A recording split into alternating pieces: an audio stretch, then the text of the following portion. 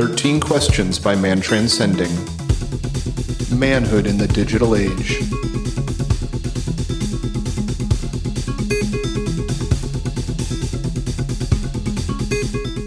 Welcome back to 13 Questions. Bill, good evening. Hello. How are we doing this fine afternoon, evening? I'm doing good. Looking forward to getting this episode out. Yeah. Certainly a fun one. Certainly my favorite answer to the embarrassing moment question. Yeah, I definitely had a lot of fun with Lee Adams. This is who we're interviewing. Lee is an author. I have his book in my hand, which I bought a copy from him from his website. So it is signed, and he sends a necklace with the book if you purchase it from his website as opposed to Amazon. But yeah, it's been a while. This was just a solo interview with just me and Lee. I had a really good time talking to Lee. I feel like I made a new friend. It was a great conversation. It was a bit odd not being in on this one. Family matters came up, and so yeah, I don't know. It was a fun one, Bill. I'm glad you're. We made a friend. The show made a friend. The show made a friend. Yeah, it was a lot of fun being part of the show, Bill. Thank you for that. Yeah, this has been a blast. His book, I don't think I mentioned the title. It is called A Visionary Guide to Lucid Dreaming, Methods for Working with the Deep Dream State. So, if you guys are into dreaming, which we've kind of talked about a little bit on the show before, I think. Well, everybody really is into dreaming. It's just whether or not you remember your dreams regularly. So, yeah, it's deeply impactful to most of us, even though we are blissfully unaware. I certainly am. Dreams do not come easily remembered to me, so I'm always fascinated when I can. Yeah, I hardly ever remember my dreams, but there are some tips and tricks in this book. They're like different supplements that you can take, and recipes and plans. So anybody looking to delve deeper into lucid dreaming, definitely check out Lee's book. And other than that, well, we always have our gratitude, oh gratitude, oh gratitude.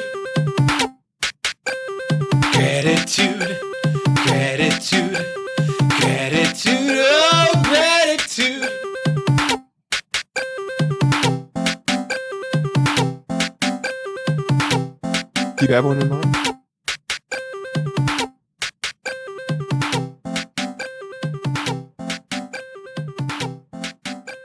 God, I love that song.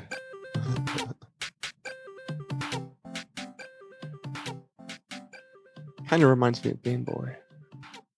Oh yeah, it's got that nice synthy FM sound to it. Mm-hmm. Yeah, Bill, I am really. It's going to sound a weird thing to be grateful for because I am giving up a beloved piece of technology. I am incredibly happy and grateful for great engineering and design. I've got a cell phone that's battery is finally cooked, and the apps have finally gotten to a point where they no longer want to run very well. But mil-spec Japanese engineering done to design a product that is made to last and be durable, as opposed to items that are made with fragile glass outsides that are made to look beautiful and break. I've got a phone with a sapphire screen that is Mohs hardness right below a diamond. A necessity. I've gone through a point in my life going through phones every 6 months through just dropping, washing, water, impacts, you name it, stupid stuff. But yet this one, completely indestructible, and I've had it for going on 4 years now. So it was time for it to go, and I'm happy to replace it with a thoroughly well-engineered product. So I really really appreciate companies that put the time into making a product that is designed to last and not be replaceable. Hell yeah. I mean, if you're going to spend money on something, you want it to last. I mean, I was just looking at this weird segue. I was looking at fish tanks the other day, and like fish tank cases, and like some of them are shoddily put together. You don't want to buy those, right? And they're expensive things like phones, right? Well, phone isn't even really. And I think of things in the way of like, I think of a car, like you could have an amazing, car, pick your favorite, Corvette, Ferrari, whatever it is. Or in my mind, I'm like, okay, well, what about like the Checker? This car that was made decades and decades ago out of inferior metals, but that car could run 1 million miles. The Silver Ghost, one of the most expensive cars in the world, a Rolls Royce. Could run. They have a model that they bought back that ran over 1 million miles with only having to have its spark plugs, fluids changed, and valves grounded, part of the old technology. But it was a vehicle that didn't have a starter. It was so well balanced that when you turned the key and you click the ignition, it would turn over. That is the type of engineering from, old technology being able to make something robust and designed to last as long as humanly possible. It's like old antique furniture, not particle board and MDF where when it gets wet. No, where I can see the stains where there was a flood and that, old dense dade pine or, the woods that we've basically, stripped into existence. The point is, I appreciate things meant to last. Don't give me a national monument. Give me a pyramid. I want something that's going to be there in 10,000 years. Forever. Lifetime warranty. There you go. Please. Lifetime warranty. That's my gratitude.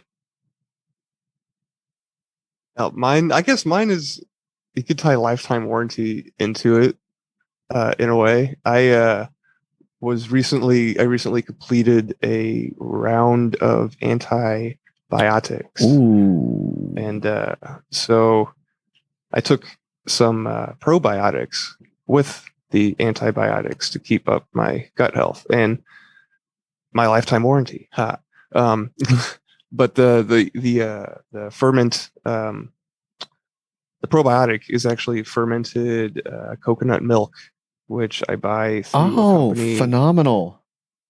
Yeah, it's the best. It's the best thing out there that I've came across so far. So not affiliated, not a sponsor. Fermenting Fairy is the company that I've been using to kind of balance out my own lifetime warranty.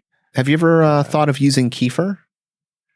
Yeah, that's what it is. It's okay. Fermented kefir. Yeah, I used to, for a period of time, I was making my own kefir in my fridge. Very easy process once you get it started.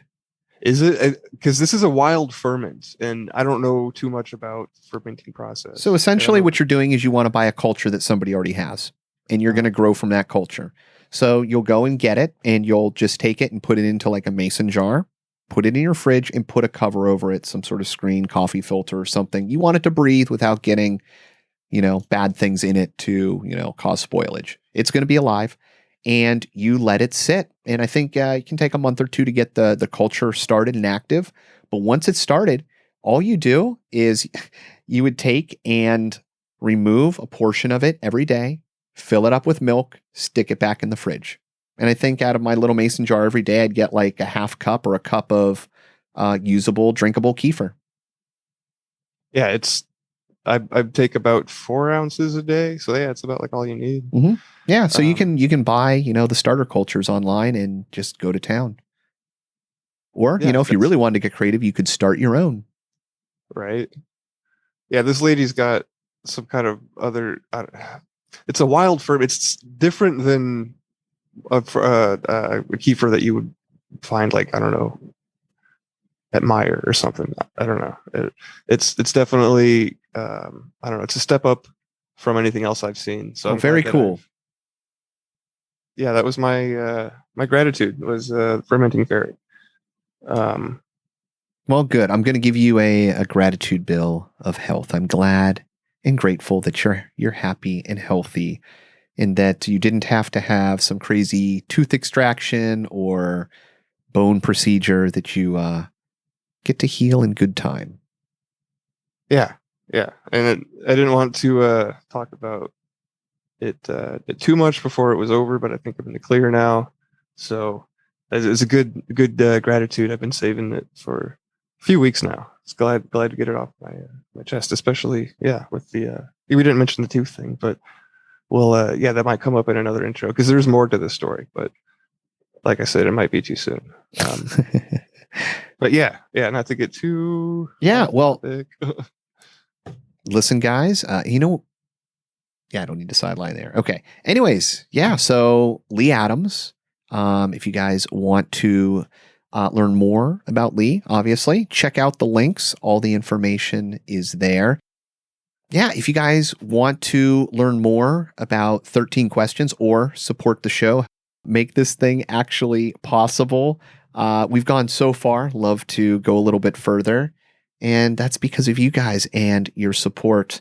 So we greatly appreciate that. Time, talent, and treasure. I think that's a mantra-ish type thing that you've said on intros before, and it's stuck with me because there's a lot more things that you can do to support the show than just signing up to give a one-time donation or a monthly donation, which is great. Like, it's definitely maybe the easiest and more convenient way to do that for some people, but we've had other people like donate mixers or microphones or guest suggestions or show suggestions or bonus question suggestions or you name it.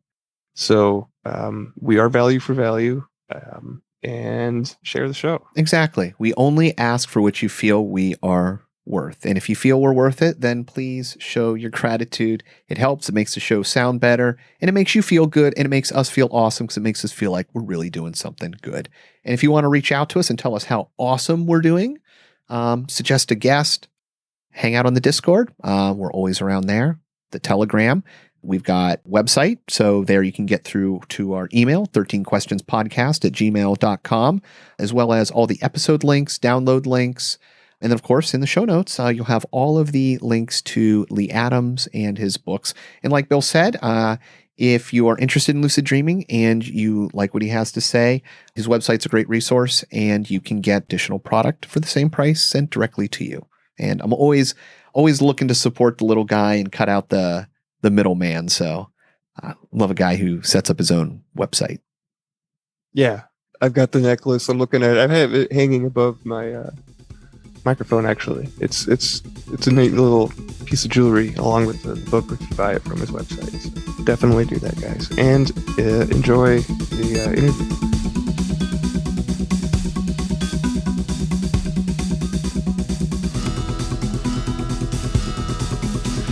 Alrighty. Question number 1. What was the best advice ever given to you? Would you modify it at all today? So best advice ever given to me, off the top of my head, would probably be associated with a Buddhist teacher of mine, and he said, it's interesting. I had submitted a paper to a Buddhist teacher, and I got back this word on the top of my paper, and it said kiss. And I was like, what the hell is that? So then I was like kind of weirded out by my teacher for a while because I thought he was like, becoming friendly with me in ways that I didn't expect. So I was like asking people, I was like, man, I don't know, this guy, he's like weird, he's writing kiss on my paper, and they're like, dude, kiss means keep it simple, stupid. And I was like, oh, Jesus. So that was some of the best advice I probably ever got is, sometimes you have really complex ideas and thoughts about your experiences or other people's lives and stuff like that. And sometimes we over dramatize that and make it more complex than it really is, or sometimes the message is pretty easy to get. We don't really need to go that deep into it, So it's kind of like an Occam's razor kind of thing, the simplest thing is kind of the easiest or the most likely. And so keep it simple, stupid. And I leave the stupid in there because I'm often realize how stupid I am when I remember that. Would I modify it at all? No, I think that is it's pretty straightforward, and in relation to like dream experiences and stuff like that too, it's like, sometimes I teach pretty basic techniques in order for people to have these lucid dream experiences, and I explore those more simple techniques in my book. And the reason I keep it simple is because I went through and did a lot of the complex and hard techniques that are sometimes shared on the internet as being like something that could help somebody, or it works for somebody, it may not work for somebody else. And I explored those really complex things, and it made it so it was even harder to actually do the simple things. So I often find myself going back to the most basic things, keep it simple, and doing those things, and they often work better than these more complex techniques that people can do. The same thing goes with like dream analysis and stuff like that. Sometimes you don't need to sit there, and go through every image in your dream and be like, oh, okay, like what's the meaning behind this, whatever. Sometimes, like I use the Jungian technique of essentially just having the dream sometimes enough to really get to the bottom of things. So you don't need to sit there and analyze everything down to its finest point, because one, you'll never get there. And two, you may miss like the actual meaning throughout it, So as I say in many other podcasts and my writing is, engaging with the content, engaging with the dream, having a dialogue is much more important than knowing things, So yeah, keep it simple, stupid. Do you think that when you do apply that, the first thoughts that kind of bubble up to your head, especially about dream interpretation, are the ones that you kind of take and run with? Because number one, that kind of those thoughts to me are more of like your intuition, right? And then once you kind of just take that and run with it, you're not sticking with over analyzing another aspect or delving deeper than you need to. Right. Yeah. Well, each person's different, so you may have a desire from a dream experience to really dive deep inside of it and try to figure out like what the meaning of it is, and that may be important. It may be something driving you to do that, right? Because something in the dream initiated your desire to actually really get in there and try to understand some of these symbols and meanings behind them. But, I think for the most part, dreams are kind of like shifting of the sand with little stones in it, and if you shift the sand around a little bit, the big things will pop up to the top, right? And then you'll be like, oh, okay, these are the big chunks, and I can really work on those. I have my own business and stuff like that. So, anybody that's an entrepreneur or works for themselves will realize pretty quickly they have a limited amount of time and energy in life, and that you have to really pay attention to things that are most basic, the low hanging fruit. And the same thing is applied towards understanding dreams and analyzing your dream content. So the big emotional impacts, the pieces that are the most bright, right? You're going to pay attention to them, and you're going to try to understand those things. And then all the little sand particles that fall through the cracks in the tray, they're gone, and they maybe come up another time in the future or something like that. But, you may reflect on a dream in years from now and be like, oh, I missed that little piece that may be important now or something like that. There's so much information packed in one single dream that it's impossible for a person to really get to the source of all that content. The emotional, the auditory, the visual, the physical, all those sensations coming into one experience is really powerful. So you sitting there trying to analyze every single piece of it isn't going to be really productive, I don't think, in the sense that you can apply it to your waking life, or like your own personal journey. So, stick to the basics, stick to the things that are the brightest, stick to the things that really emotionally impact you in the dream. And I think you'll find some meaning out of it that'd be useful. Yeah, I'm a philosophy major, so I like the Occam's razor label for that. So, yeah, good answer. Yeah. All right, question number 2. What was the most important lesson you learned from your parents? Well, there's lots of lessons, of course, for me you could find for your parents and mine. Some good, some bad, right? But I'll keep it narrowed down to the dream. My mom, she really encouraged me to to listen to my dreams. She is a very religious woman. She still is. And, she knew the stories in the Bible about dream interpretation and prophetic dreams, as well as like God talking to dream people that had dreams, talking through their dreams. And she really enforced the importance of understanding and listening to dreams. And I think, that was regardless of what your views are about religion and all that, the message that dreams are important, I think, is fundamental to understanding our place in the universe, and also communicating to that part of ourselves that in our culture is usually denied. It's usually completely ignored. So I think that was one of the important lessons for me that my mom really enforced in me, is that dreams are important. You need to listen to them. You should try to understand what they have to say to you. She didn't understand the level of dreams that I was having and what really that meant to me, because she's never really had a lucid dream or anything like that, and she hasn't engaged with her psyche on the same way that I have. But I took that and ran with it, and I think that it bettered myself, not only in my relationship to my own mind and like how maybe that operates, or this altered space that we call dreaming in the imagination, but it also made me, I think, a better person in relationship to other people, because I have empathy for people that have different ways of thinking about reality because of my experiences in altered states. I don't look at crazy people the same way as maybe some other people do. I really have compassion for those people. And, I don't really think they're crazy. They're abnormal.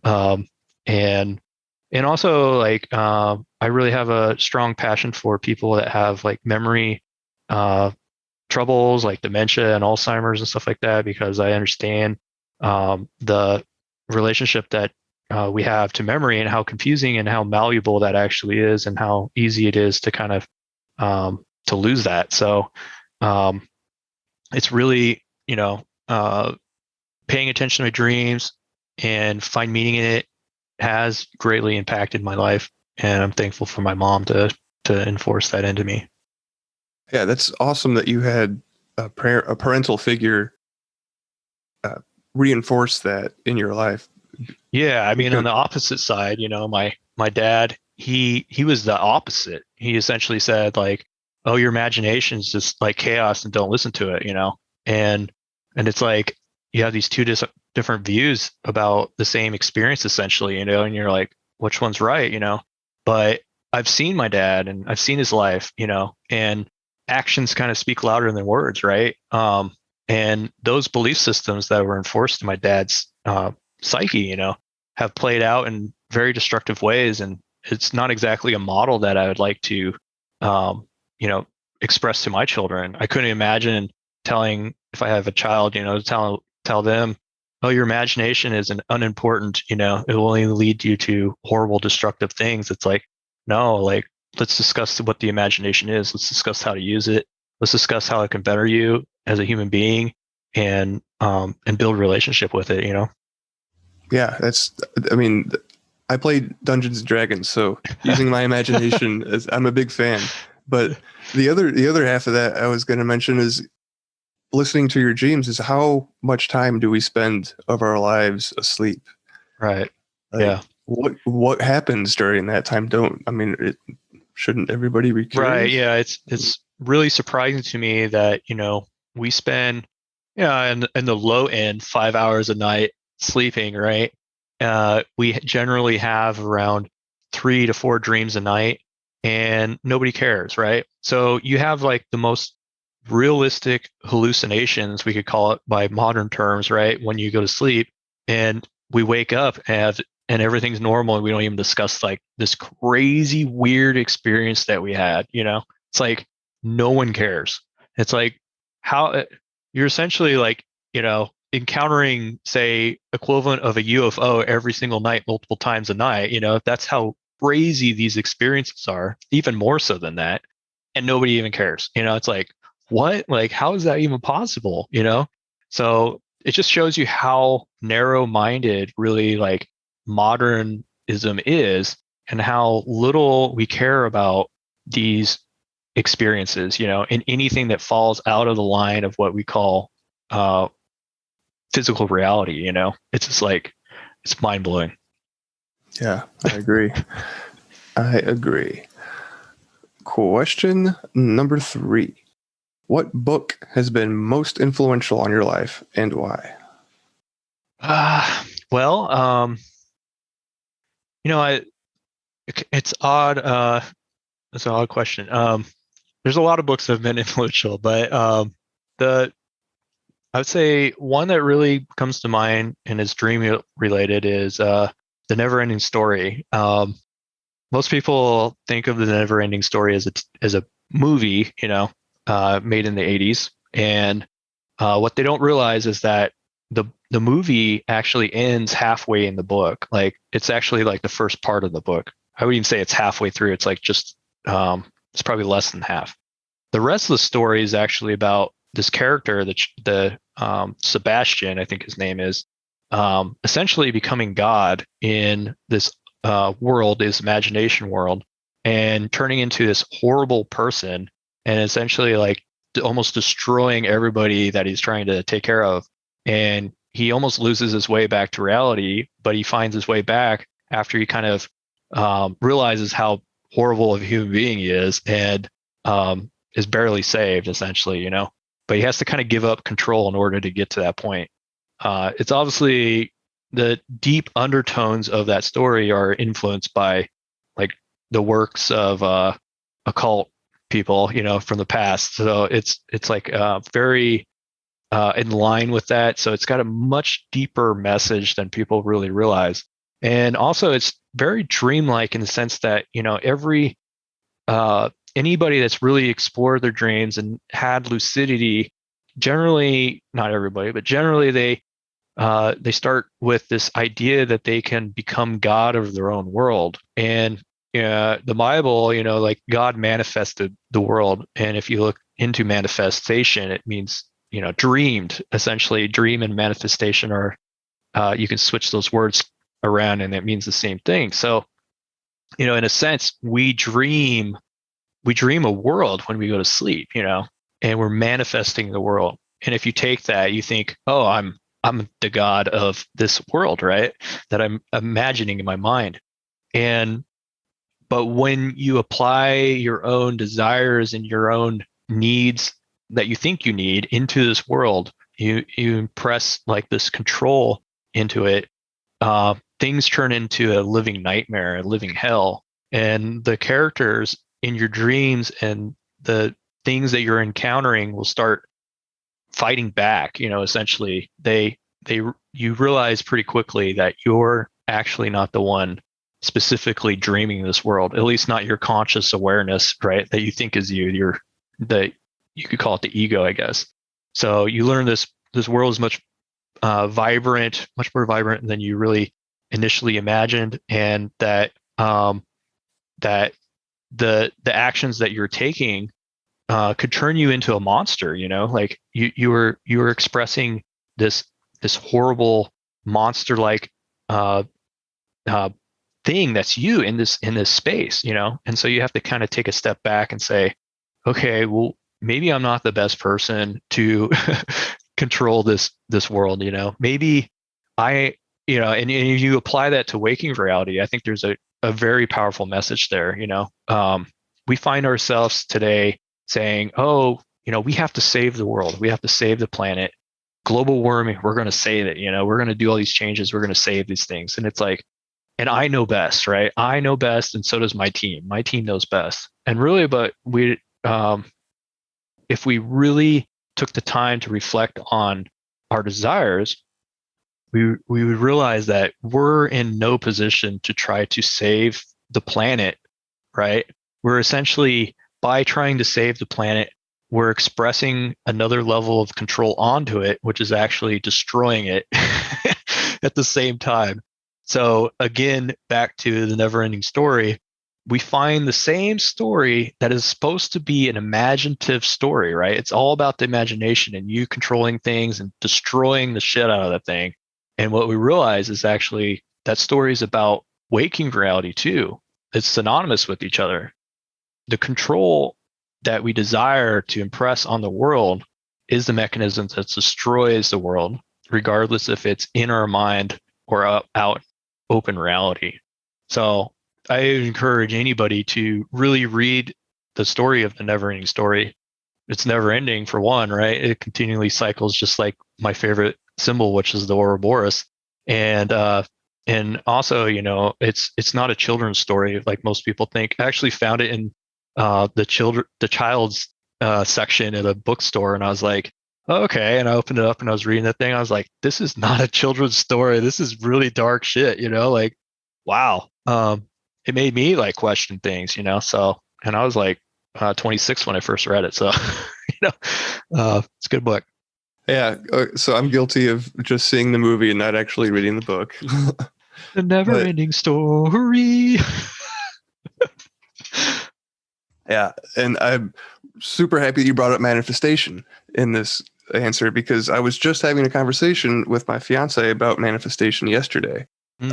We're working towards our next goals, non-show related, and then having finding that balance between the non-attachment, letting go of control, and then, but still, you're trying to manifest something, so you obviously want that. So keeping the balance of like the not wanting too hard versus the non-attachment, not, however you want to define that. Those seem like very two opposite idea, different polarizing ideas. Yeah. So they absolutely are, I think, into their core are opposing ideas. But there's a happy balance, it seems, at least most people would desire some type of balance between inflicting your desire on reality, right, through your actions, and also releasing some type of control over events that you seemingly can't control. It's like, if somebody's at my door and they have a gun, I probably am not going to let them in, and I'm probably going to call the cops, and that's me inflicting some type of desire and control over the situation that is possibly leading me to death or danger. And so that, that'd be healthy. For, most people would say it would be, if I released the control and allowed the guy enter my house, who knows what would happen, maybe it'd be fine. I don't know. But most of us would be like, oh, well, it's safer to impress some kind of control on that. But and then you take it another step further, and it's like you can have over control in some situations, right? And you can really get anxious about like things that aren't seemingly in your control, right? Like maybe pandemics and things like that. People are definitely learning today what's out of their control. At least we would hope, but maybe they're not. But there's a happy balance that seems to be there, but I think of it more as an art form than really, a mechanism that you can write down a guide or something like that, like step 1, step 2. It's kind of like an art form, and you're communicating with the world, reality, in hopes that you can find that happy medium. Yeah, I like that you called it an art form, because it's definitely something that it's a daily practice. You practice art, right? So that makes sense. Question number 4. What daily habits or rituals do you have? Well, I go to sleep every night and I wake up, hopefully. No, ritual for me is really hard. And it's because I really wasn't taught ritual in my life. The only real ritual that I think most people are taught, well, there's a lot, but brushing your teeth and taking a shower and going to the bathroom, those are daily rituals that people have. But like the weekly rituals that a lot of people practice is essentially go to church, and then once you're done with church, then you're done with the ritual. Like it's done.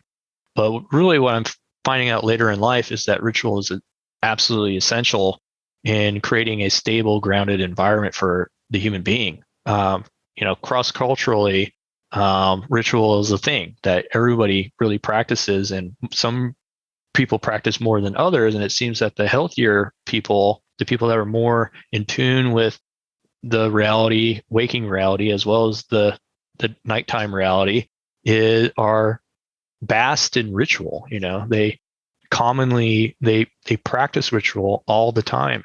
And so I find it really important that that I have ritual, but I really haven't really explored ritual to the level that I'm satisfied with my own life. It's something that I'm working on.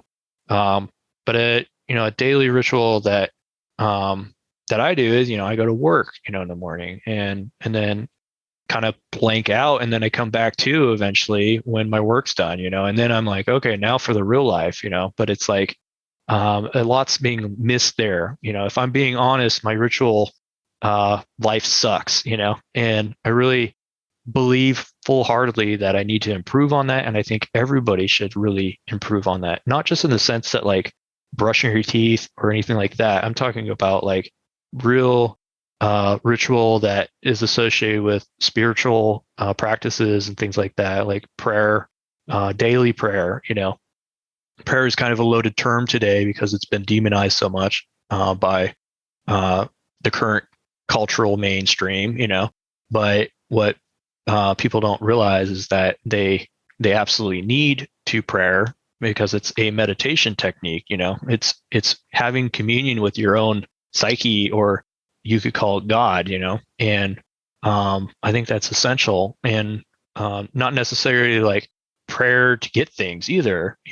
Have a conversation. I don't call up my best friend and be like, hey man, today I want to get 5 hamburgers and a side of fries, dude, or $1 million. I say, hey dude, how you doing, man? What's up with you? What's up with your life? And then he asked me the same thing. It's a give and take.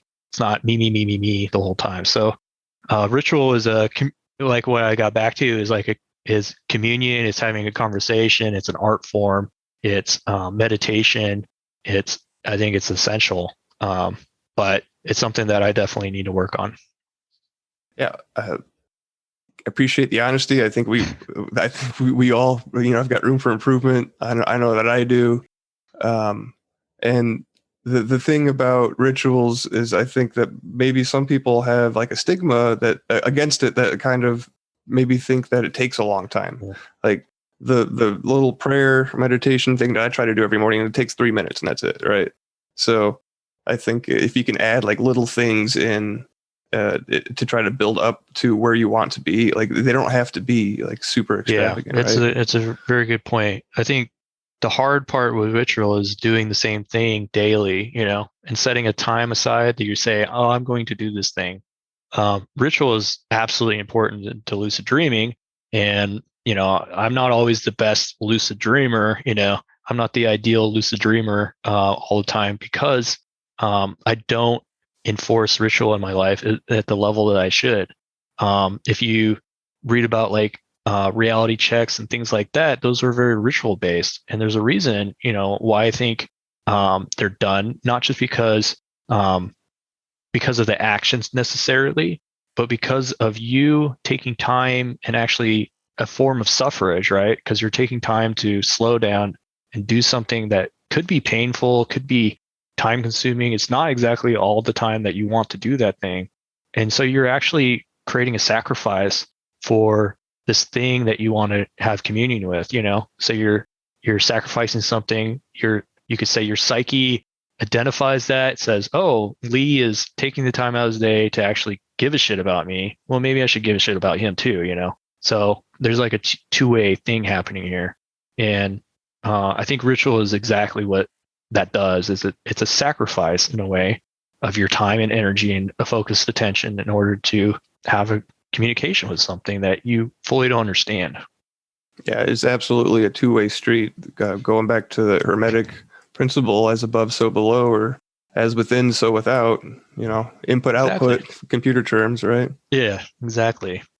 Yeah, it's interesting that, technology in any type of education system or anything like that, we believe in give and take, like you put effort in, you get something out, things like that. But then when we apply it to like our physical or mental well-being, we don't really even consider that. We're like, oh, ritual's not important. It's like, well, when you get down to the basis of it, like studying for an exam is a ritual, right? You're repeating action, memorizing things, donating your time, sacrificing, your focus and all that stuff to get something out of it. And now it gives it back to you as a memory.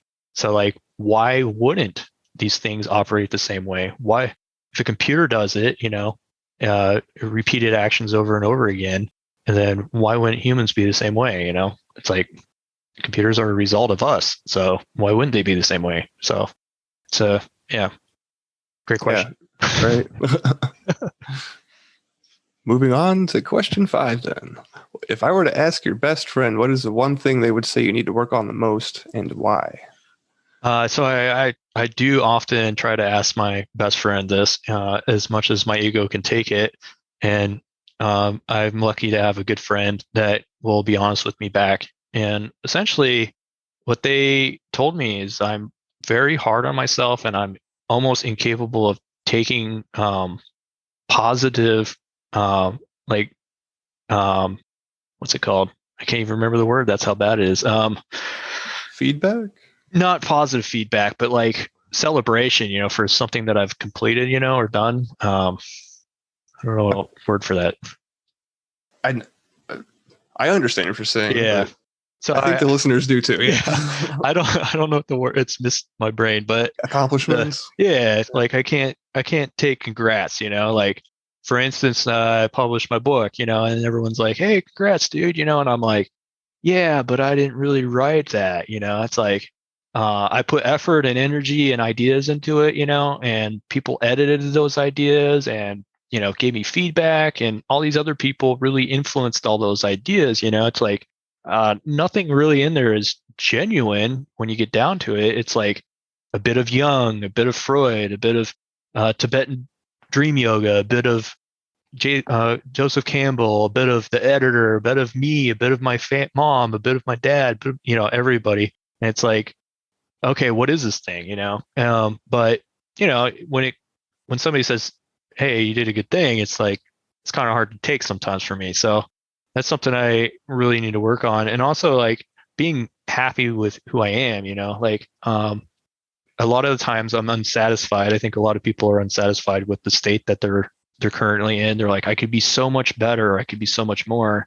And really, I'm the one holding me back from this, but the truth is, if I look back in my life, I can see a lot of things that people would identify as accomplishments. They'd be like, wow, I couldn't do that, but I don't really see those things that way, because they're just things I did, and I suffered and I came through in the other end, but I don't really see that as like, I don't know. I don't really see it as something that I did, like, it's hard to describe really that feeling where you're like, I didn't do anything. Like, I almost feel like I'm being directed by something else, a lot of the time. Like my actions and the things that I desire to do are actually something else pushing me towards those things. And I'm actually like a passenger getting to experience those things, and this person that's Lee is the one going through all that shit.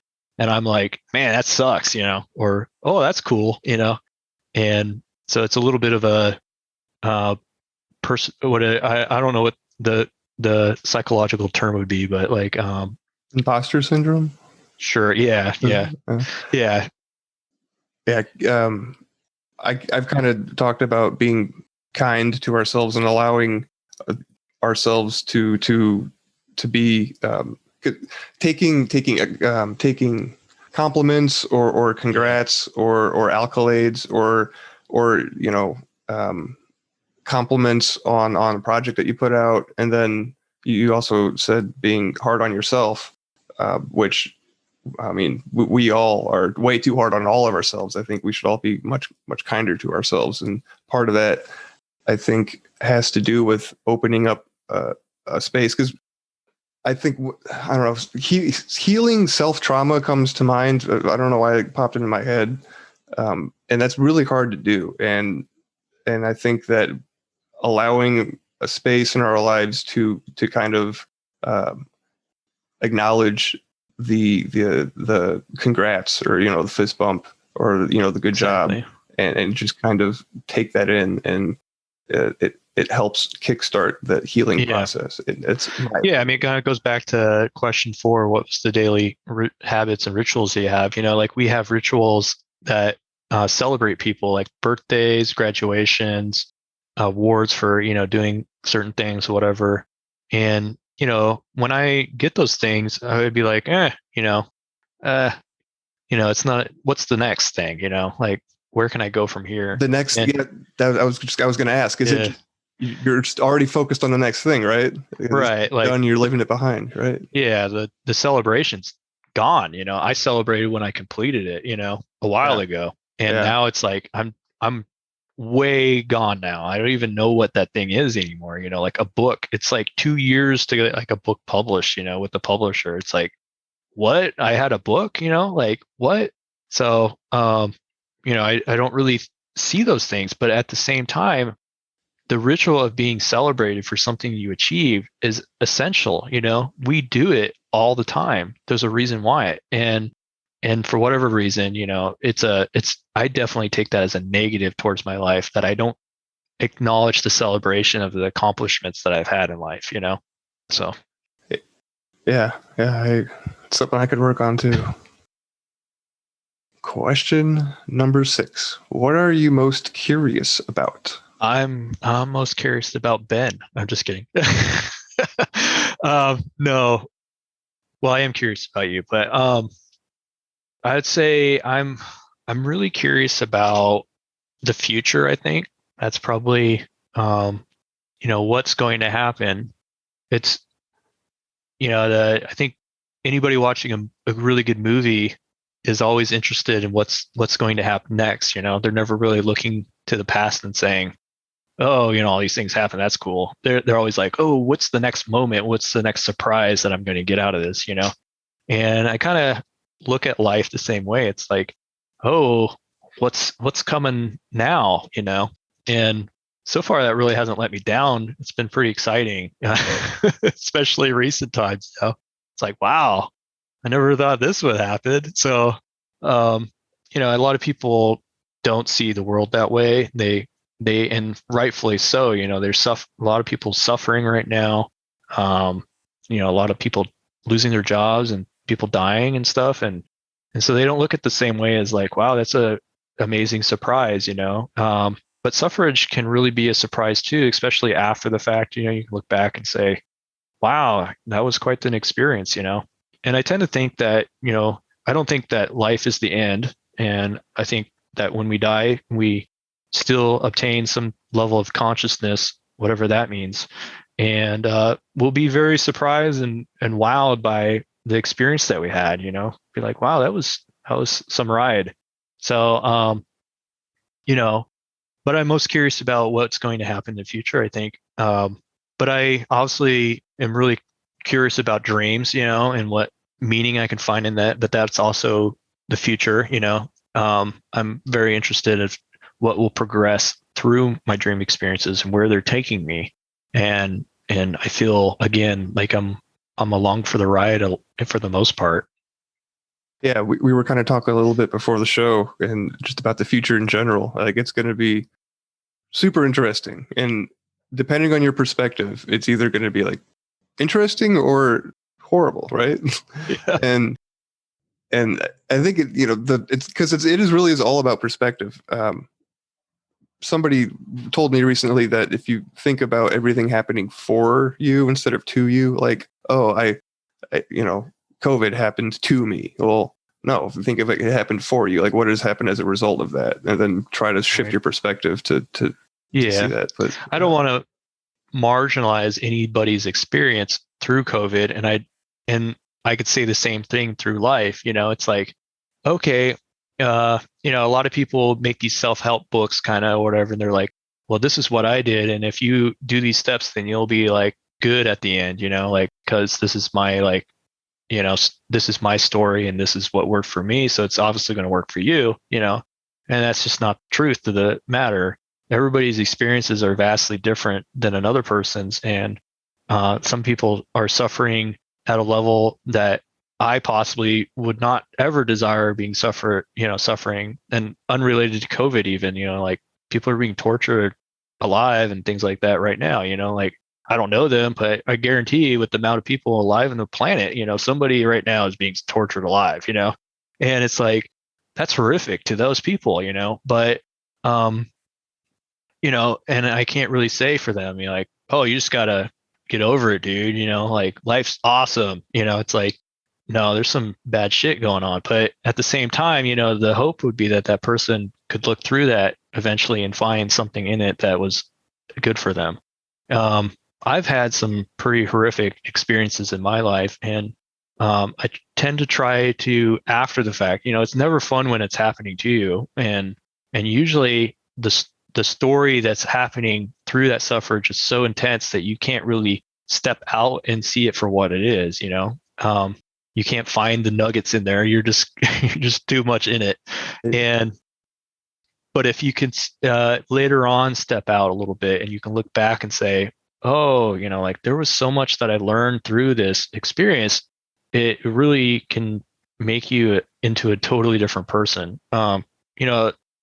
I hear on the news and I hear in the media and all this stuff how horrible the experience of COVID was, and for a lot of people, that is the case.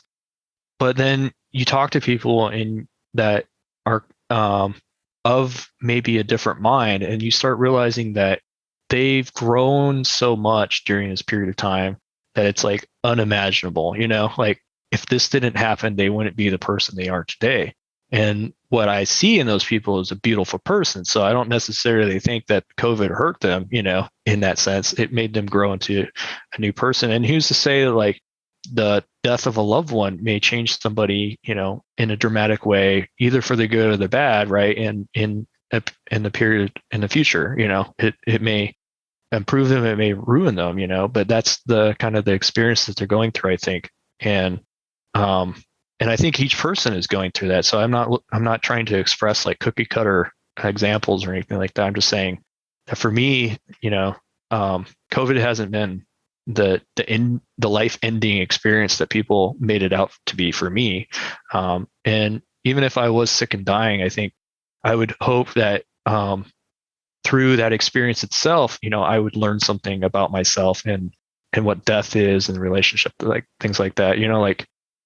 I've never experienced cancer or anything like that, but a lot of people that have experienced cancer, they have said, probably a small portion of those people have said that it was one of the best experiences that they've ever had, because they've learned about death, they've learned about what is important to them in life and things like that, things they would never really notice, So it's just hard to, it's hard to get to that point, I think, for a lot of people when the suffrage is so intense, it's hard to do that for anybody. So, yeah. What's that saying? You can't see the forest through the trees or something? Yeah, sure. Yeah, I like that. Yeah. I always get those things mixed up in my head, but I think that was good. I wasn't, but I wasn't trying to like pick on COVID specifically. I was, trying, I guess 2020 in general, because it just seemed like a really good year for a lot of people, or a really bad year. There wasn't like no in between 2020, right? Right. Yeah. For me, like one of the things that recently happened to me is essentially, I got medically retired from the military. I spent a good portion of my life, 14 years, really engaged with that community. I really enjoyed some aspects of it. I hated some aspects of it. But my plan was to stay in and retire, and I was doing very well, but I got hurt. So, it's like I can't really control that. And the suffrage and the pain that I went through, and I still go through almost daily. Some people, would be like, wow, that sucks, dude. That's horrible that you feel this way. And I did really like engage in that suffering for a long time. But at one point I finally was like, I learned so much about myself from that experience. And at finally one point I had to kind of give that up, and say, okay, I'm done suffering over this thing, and I'm ready to move on and to the next chapter of my life and become greater than I ever really thought I could from that, being in the military in that way. So, and it's done great things for me, to be able to do that. I think I've known people in the military that have suffered incredibly large amount, like horrific experiences from they escaped, one person in particular he left his country because it was during a time that they were essentially murdering people left and right, and he was going to die and his family was going to die. And these people did horrific things to him, which I was like, he told me, and I was like, Jesus, dude, I couldn't imagine this person even was telling me these things. But the weird thing is the guy was one of the nicest people I've ever met in my entire life. And he was so he smiled all the time. He was so full of life. It's just like, I would never even imagine that person went through that stuff, and it's like, what is going on, and it's like, it's almost like the intense suffering of him in his life made him to be this beautiful person, and it's like, I tend to think that is something that's true, Yeah, we're all here to lessons learned from suffering, right? So, question number 7. What was the most embarrassing or humbling experience of your life? Yeah, I don't know why this came to mind, but it's a funny story anyways. And it's very embarrassing. When I was a little kid, my mom went into the dentist's office to do something with the dentist, and she left me outside, and I was with my sisters at the time, and I had to go to the bathroom. So I went around, I found this safe spot that I could go to the bathroom. I'm a little kid. I have no idea, for some reason, I just didn't have this idea that I could go to the toilet, an actual bathroom. I was just going to go out in nature, do my thing. So I found this hidden cove, and I was like, oh, this is it, And so I do my business there. It's a number 2, and I even looked around, I was like, okay, nobody could see me, and I come out, and I'm good, I'm safe, everything's good. And my mom just comes out, and she's just pissed, and she spanked my butt, and I was just like, whoa, what happened, I had no idea. And years went by, I was 20 or so, and my mom is telling me the story. She's telling everybody the story where it superly embarrassed her, and I was like, what? And she said that she went into the dentist office and she looked through the glass and she saw me pulling my pants down and take a dump right in front of all the people in the waiting room. And I was just like, oh my God, that was a one-way glass, So I was a little kid. I didn't have any idea that these people were watching me do this, and I was like, oh my God. So I had no idea that happened, for years. And, it was super embarrassing, but at the same time, it kind of is an interesting lesson to be learned there, I think, in the sense that, sometimes we look around and we see the world as we think it is, and the actions that we're taking, and, through our desires and things like that, if we could take a step out and we could look at ourselves really in a clean way, really not a one-way glass, but see ourselves for who we really are and what we're doing, we may find that we're doing some pretty disgusting things, and it's a good, way to kind of reflect and say, okay, well, what am I? Nobody's watching me, right? And supposedly for the things that I'm doing, nobody's watching my mind, the actions and the mental actions I'm taking in my mind, but really how clean is my imagination, how much of a good person really am I, and being honest with ourselves and kind of seeing the blind spots we can work on, to clean out that number 2. So yeah, it was embarrassing, but really good. No, that's an awesome story. You made it into a great analogy. And if you ever did 5 minutes of stand up, just tell that story and yeah, be good, man. Yeah. Yeah, it was a good one. I laughed a lot from that. Yeah. Yeah. All right. Question number 8. What is your greatest fear and how did you overcome it if you had? Well, I would say that death is probably my greatest fear, if I'm being honest with myself, because I don't know what's going to happen. It's the one thing where it's like I believe that something is after, but I don't know the experience, of actually dying and how that's going to feel. I've had the experiences that felt like I was dying, but I'm not sure what the difference is and how that experience is going to relate to that. So, but death is an interesting thing because it has definitely been on my mind since, childhood, and since I was probably born. I'm very, very interested in death and what that really applies and to me and spirituality and stuff. And so, it comes out of that control mechanism too, of like trying to control life and trying to extend it. I think that obviously a lot of people are absolutely terrified of death, and our culture is hyper sensitive to death to the point that we never want to die. If there was a pill available on the open market that made it so you never die, from a disease or anything like that, people would put that in their mouth as quick as they possibly could. And I have thought about that.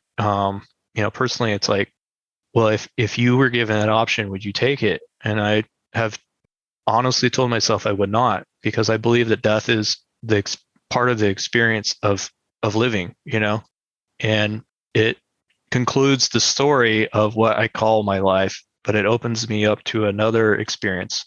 And also, I tend to look at flowers, even though I'm not really an extrovert. I don't really see flowers with the beauty that some people do.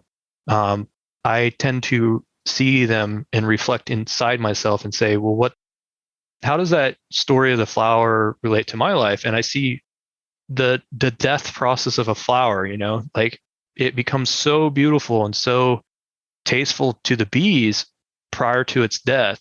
Everything builds up to that moment, and then it dies, and then it starts a new cycle. So I think, people look at people dying and they go, oh, that's the most disgusting thing ever, right? Like, I don't want to see that. I don't want anything to do with it because it reminds me of my own limitations of life and death, But really, I think if we, again, were able to really see death for what it is, it may be the most beautiful experience that a human being can have. It may be their flowering moment, I think ancient cultures really touch on that too. Essentially why, we have a lotus in Hinduism and stuff like that, or Buddhism, representing like life and death and stuff like that. So, yeah, I think death is probably the hardest thing for many people to face. Some of us have faced death and overcame it, I guess, come it, and in a sense that we acknowledge it and we have a relationship with it. But for me, death is definitely something that is on my mind, not overly excessively, but enough to be present, and I try to understand it, and hopefully I really enjoy life. I used to be on the brink of suicide, for a good portion of my life, until oddly enough, I encountered what I believe that the experience of death would feel like. And I realized how much I actually love to be alive, and desire to be alive. So, but yeah, it's hard to face that one. And I have definitely not overcome that. Yeah, I think you nailed it on the head when you said it's an experience. It's part of life, right? Like you can't have life without the end part. There was this, I forget, I think it's called Upload. I don't know. It was on Amazon. I watched like the trailer for it, or maybe the first episode. I don't remember. But the premise of the series was like when this kid like was in a bad traumatic accident, and he was taken to the hospital, and he was at the end of this hallway, and he had this choice to go to the left where you could die a normal death, or you could go to the right and you could have your consciousness uploaded into this, fake avatar and live like that, forever. And he's just, I don't know. I don't know what happened because I didn't watch it, but I don't know if he's stuck in at the age that he died at or what, but yeah, like that, the flip side of not dying, like that part seems weird to me. Like, yeah, I mean, I imagine, like I play this mental game where, I'm on a movie or not a movie. I'm on an airplane, waiting to get on the airplane, and one of these people walks by that they're old, right? And everybody else is young. They're like their mid-20s or something like that, like everyone. But there's this old person that chose not to take the pill, right? That extends their life, and we're like, what does it feel like to be old? What does it feel like to be dying? No one knows anymore. They don't know what that feeling is anymore, or to lose your memory and things like that. It's like, whoa, what is that? But at the same time, it's like, anything that remotely happened to that person, like say they get in a car wreck, right? You've lived like 200 years and then you die because of like a car wreck, and how like terrifying that would be, because death is so abnormal now that anything that really happened to you, like that caused the death of somebody, it's just something you can't even imagine. It's just like, oh my God, I can't believe that.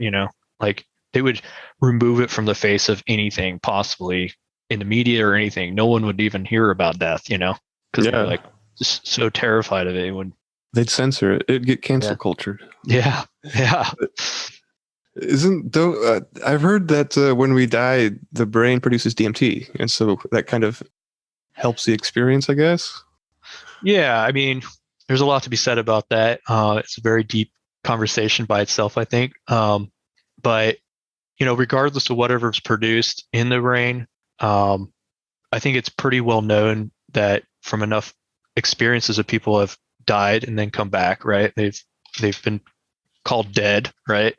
And they've come back, that they experienced something pretty horrific and also very beautiful at the same time, and there seems to be more happening there than what we really fully understand today. So for me, I personally believe that we do not just die, that consciousness continues, whatever that means, and that some form of me and you will still reside in some space, whatever that means. Mm-hmm. So regardless if it's DMT or not, it happens. So right. Yeah. Yeah. All right. Question number 9. What quality do you most admire in a man? Why? So somebody that comes to mind that I do really admire for being a human being and trying their best to really help people is Jordan Peterson. He's kind of a public figure now and stuff, and also I admire him and Jonathan Peugeot, which is a friend of, I don't even know if I said that right, but I admire those guys because they explore the world in a different way than most people do, and they also put themselves out there and compassionately follow their desire, their passions. They believe in what they have to say to the point that they will give up almost everything in order to say it. I think Jordan Peterson probably more so, because he really, even though people disagree with him and think that maybe he's an evil person or whatever, I think that anybody that really follows their really desires to help people and really puts themselves out there as much as they possibly can to do that is something to be admired, and we have a lot of that happening today with other people too. So it's not just it's not him that I admire. It's the quality of following your dreams, in a sense that your dreams are the desire to help other people, and you fully put yourself into that to do that. It's not something that I am doing, myself, but it's something that I would hope that I could one day maybe get to that point. And not to say that he's a perfect person or anybody that does those things are perfect, or it's even going to make a better world. It's really, standing up for what you believe in and saying it in a way that people hopefully can take it and improve themselves with. Yeah, and then he didn't back down when he was challenged at the university, right? So right, he knew his shit, so he was able to stand up and say, "No, this is I could reframe the answer. People that stand up for truth, and whatever the truth is, and sometimes the truth is uncomfortable and it doesn't align with maybe the culture of the time or the belief systems of the people or anything like that. But if it resides in, fundamental truth, then it's going to prevail. And I think it's a very honorable thing, especially like his desires to speak the truth. It's one of his key elements in his book anyways, is he says, speak the truth, that if anybody really tries to do that, that's really hard to do, especially if you're married and your wife says, do I look fat? And you're like, the mental gymnastics that I'm going to have to pull right now is like insane. So, of course I'm going to say, no, you look great, but it's like he has looked at truth and he says that if you speak a lie, it may be a quick positive result. You're like, okay, now I don't have to have an argument with my wife about if she's fat or not. But down the road, it's going to come up again and in such a way that I can't get out of it, and now I'm backed in the corner with so many lies that I can't actually speak the truth anymore, and if I would have just spoke the truth and said, you actually don't look the best right now, and my wife may get mad, but she would respect me so much more for speaking the truth to her. I think overall, she would have trust in me, that I'm not going to cheat on her or lie to her about other more important things, and so little lies turn into big lies, eventually. I think that's kind of what he's getting at. And that's, it's fundamental what most of our parents taught us, is like, speak the truth because lies turn into bigger lies, and then you can't do anything about it. And so I think people speaking the truth, even though it's uncomfortable, it's something to be admired. And I don't do that, all the time. So. Well, I like you brought up that it builds respect between people in relationships, right? Even though it might be uncomfortable, the respect part after the fact is what's more important than avoiding, whatever little, spat you're trying to avoid by telling a little white lie. Definitely. Yeah. So I guess question 10: who are or were your role models? Jordan Peterson, right? I like him a lot. I wouldn't call him a role model in the sense that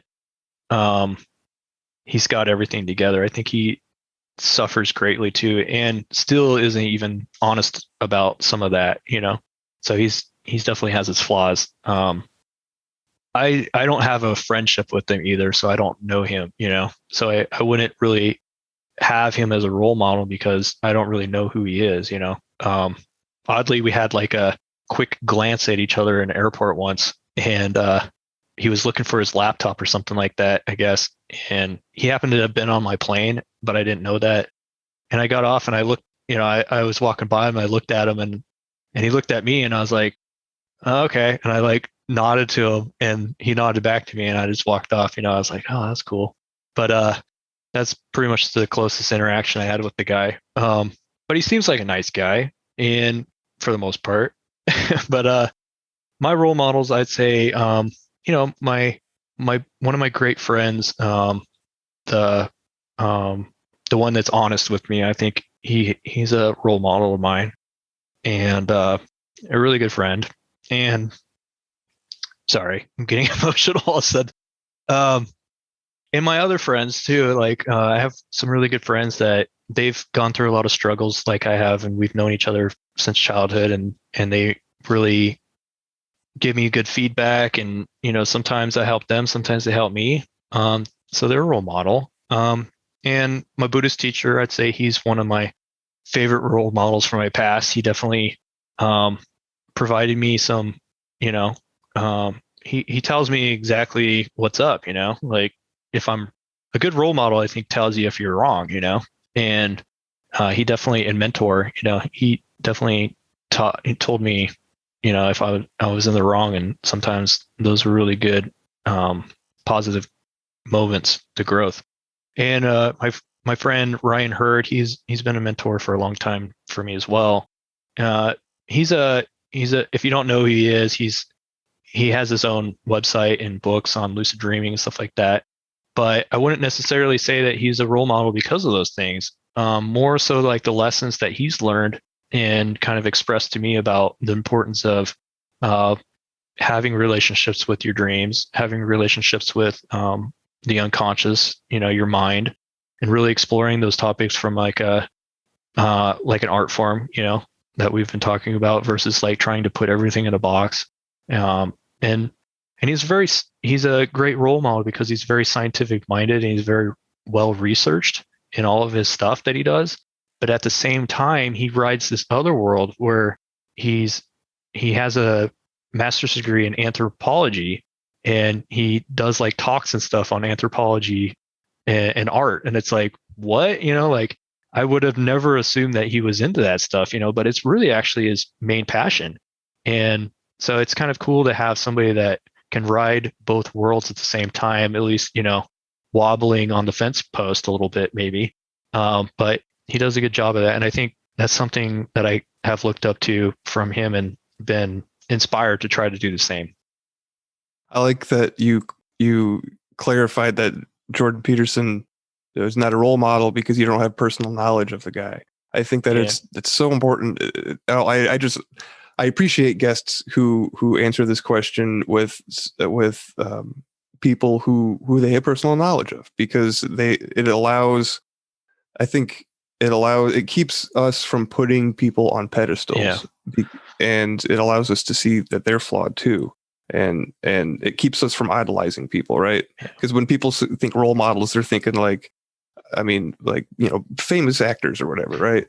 So somebody that they don't have personal knowledge of. Yeah. So it's refreshing to hear somebody, Another example of a good role model for me is my dog.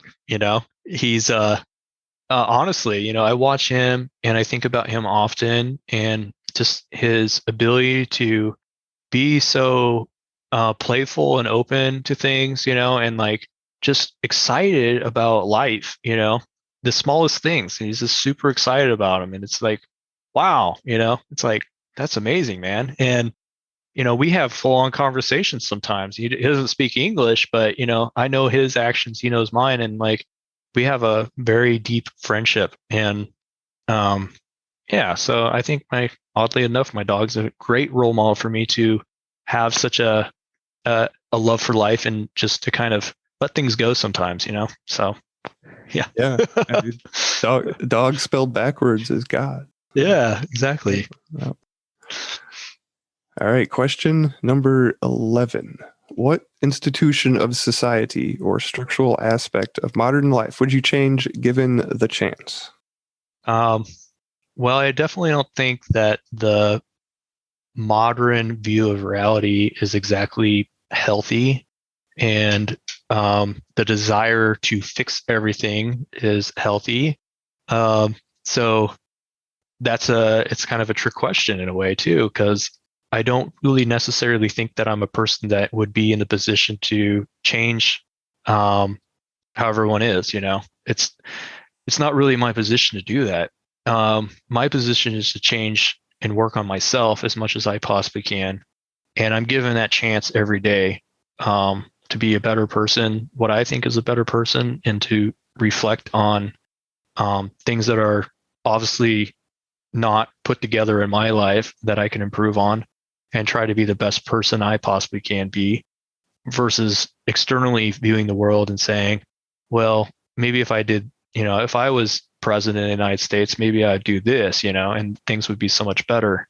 I think that the truth is that given the opportunity, most of us would do horrific things and to the world and the people around us. And so it's really important to work on yourself before you get to the point that you're in that position, if ever. And a lot of the times, the people that get to those positions that can make those kind of changes got there because of it fits the mold of that type of community that person would get into, to do those things. And generally those things make things worse. So, if you were president of the United States, you would be exactly what the president of the United States is, those types of people. He wouldn't be you, and oftentimes I think the reasons that we're not in those positions is because they're not us, like that doesn't fit our mold, So I think a lot of people run through life saying, well, I should be that thing, I should be that should be me, making those choices, or I should be in that position, not the position I'm in. But really, if we flipped it on its head and said, life's actually like, sometimes maybe we're a passenger riding through life versus like directing the car, like there's a driver and we're the passenger. And really, we need to take a moment to understand why we're experiencing these things versus saying, well, I need to get there, And as we talk through the questions, like I'm a kind of a walking contradiction because I do the same thing. It's like, well, I'm done with that thing. Now I need to continue forward and get the next thing, and the next thing is where I really need to be, but I definitely, I've struggled with that question a lot. It's like, well, what would I change? Should I change anything? Is there even a possibility to change anything? Like maybe there is no such thing as changing those things because things are the way they are because they're the way they are, like it's a perfect system, really, even though it looks imperfect from the position I'm in, but really it actually balances itself out oddly enough, sometimes in horrific ways, but it's still being expressed perfectly. So it's I don't know. That's my favorite answer to this question that I've ever heard. No, I'm serious because this is I appreciate it when people I admire it when people take different angles of approach to this question, and they're always thinking everybody that I've been interviewed, because there's episodes before me, but everybody that I've interviewed has always had an answer outside of themselves. And your answer was, well, I'm not here to do that or to make that happen. I'm only here to affect myself. And that's kind of what I would like to think that this show is all about, is to encourage people to do introspection and self-work. So I think I think a lot of people, thanks, man. I should say thanks for saying that. Yeah. I gotta work on the praise thing, dude. But I think that it's people maybe feel like if they're not making a big impact in the world, then they're not doing anything. It's like, look at the pyramids. If I don't build the pyramids, in my lifetime, then I'm not shit, And it's like, no, there's a misunderstanding there. You have so much to work on inside yourself that you got a pyramid to build right now, like inside. You don't need to go outside and start moving stones around, and you don't need to get like thousands of people together to build your project, like you got a project right now. It's called you, and you can work on that. Maybe trying to build those things is actually part of that project too. It's like you're learning externally that you need to fix some stuff internally before, why you fail, and a good example, is like, I don't know very many people that would listen to a person that's overweight, and has type 2 diabetes about like health advice, on losing weight and stuff, but if you had a friend that was like 300 pounds and then suddenly, a year later, they're healthy, like they're losing weight, they're working out, they feel good, they've improved their mental stability in life, and before they didn't have a girlfriend or whatever, and now they got a girlfriend or significant other or whatever, and they feel great. I'm going to listen to that dude, because that person knows what's going on. I'm not listening to the person that's sick telling me what to do, and it's like the person that led by example has such a much higher impact on people than just spouting off stuff, and it's like, I found that time and time again, like my friends making small changes in their life and they tell me about it. And I'm like, you know what, dude, I should do the same thing, because it's so impacting your life in such a positive way that it's like, I have no reason not to do this thing, it's like, yeah, I want to feel good too, man, so. Yeah. And I think that the more that people do self-work, the less that, tell me if you agree with this or not. Like the more that we work on ourselves, the less our desire becomes to change the outside world, because we kind of become okay with it, like at peace with it, right? Yeah, absolutely. I found that a lot in my life. It's like you don't have a desire to control things so much externally. You're like, that's what happens, man. Like, okay, it's okay.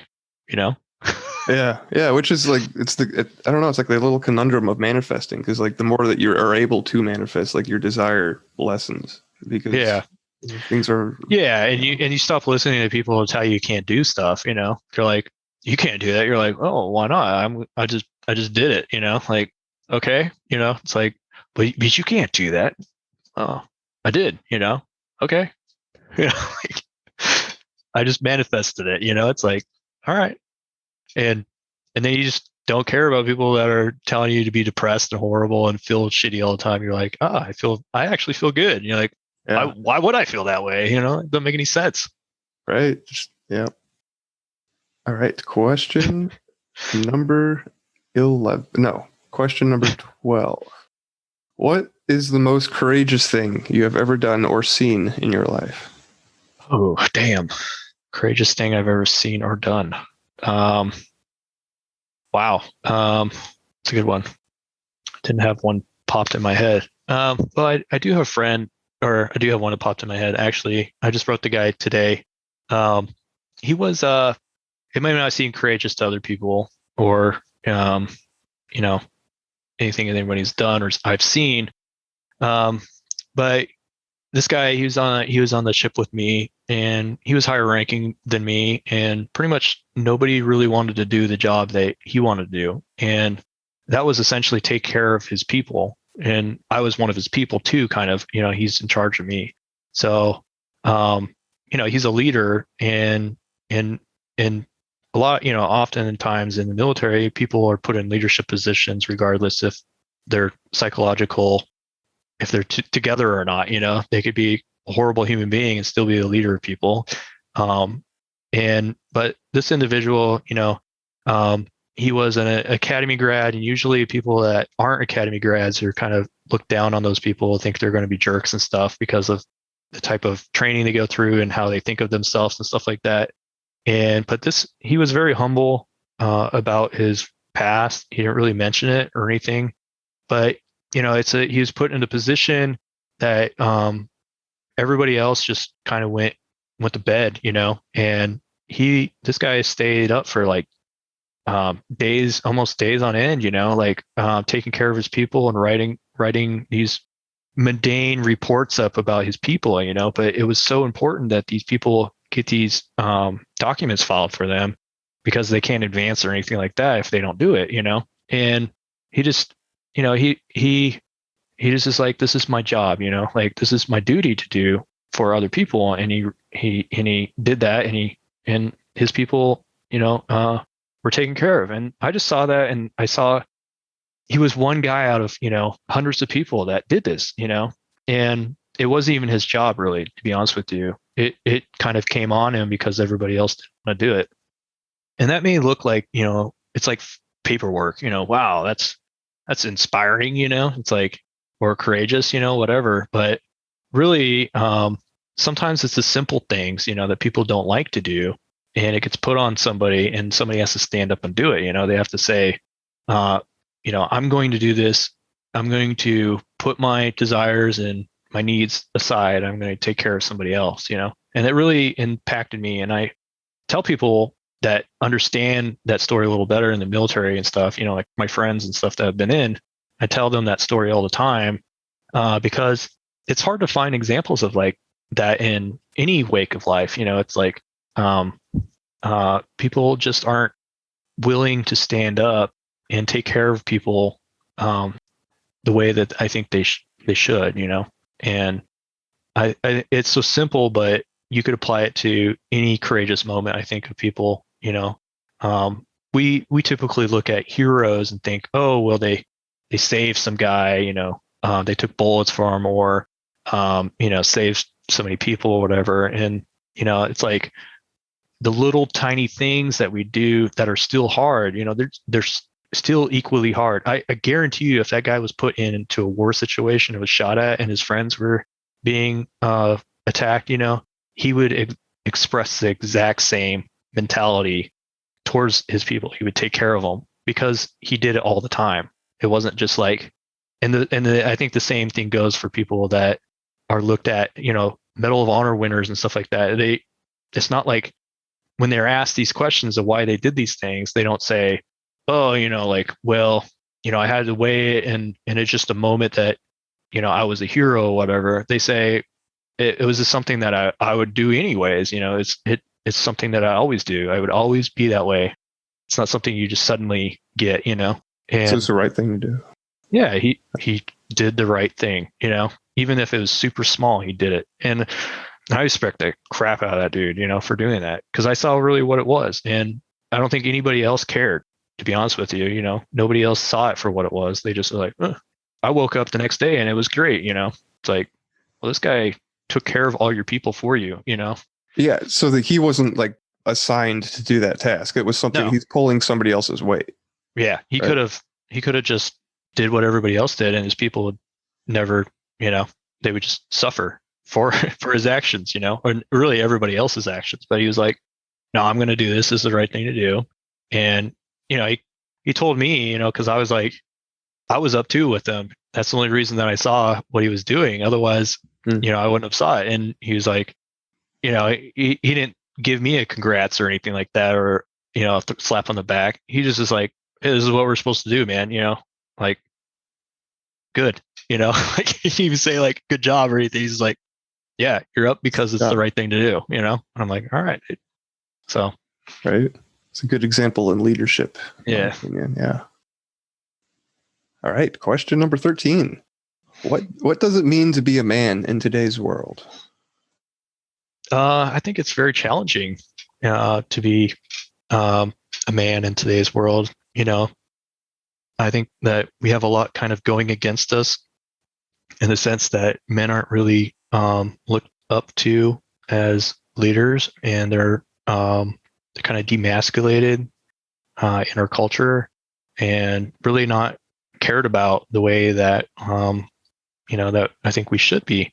I think that in equality, it means you care equally about people, and that goes for men and women, and that one isn't really necessarily celebrated over the other, even if it's their turn.